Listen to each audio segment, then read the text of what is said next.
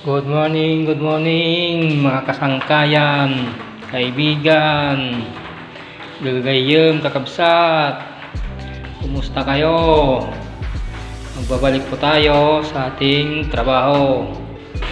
Ito nga yung unang unit na pininturahan ko nung nakarang araw. Kaya ko to nahinto kasi ginawa yung cabinet. Ayan yung cabinet.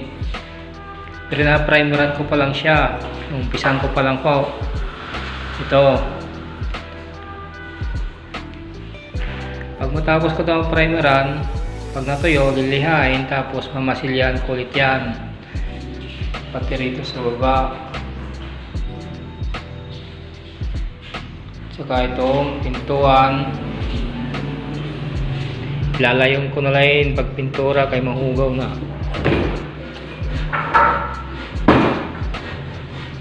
Yan. Pipinturahan, yan ang gagawin natin ngayong araw.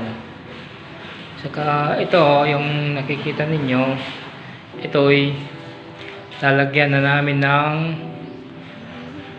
kulay. Kukulayan ko na yan mamaya para matapos na itong unit na to, para pwede na maupahan. Yan lang muna guys, sa ating mga nag-aabang dyan ng mga subscribers, followers. I-like nyo na lang po ang aking page. Salamat. Good afternoon guys, andito naman ako. Update ko lang kayo sa aking ginawa. Ito guys, meron ng kulay ang ating one unit. Ang kulay po niya ay beige. Tapos ko lang pong pasadaan, pintura. Dito, gagawin natin ngayon yung sa may tugtungan niya ng biga at saka yung slab, yun ang titirahin natin. Titirahin natin ng paintbrush na lang yan mga guys. Yan, mga kaibigan, kasangkayan, kakabsat. Yan na lang titirahin natin sa taas. Yan, mga brush na lang gagamitin natin dyan.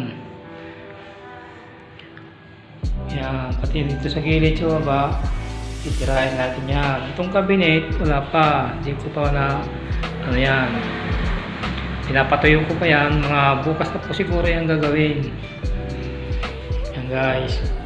Tapos na yan, pati dito sa kwarto. Tapos ko na rin yung kulayan. Yan, pati yung cabinet, sisikang coating ko lang yun. Itong pinintura natin ngayon na beige, bukas pag natuyo to, bukas papasadahan ko ulit ito ng ganyan din kulay para medyo kumapal-kapal yung kulay niya.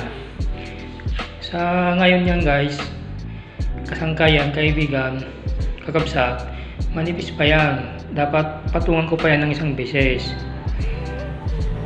Update ko na lang kayo bukas guys.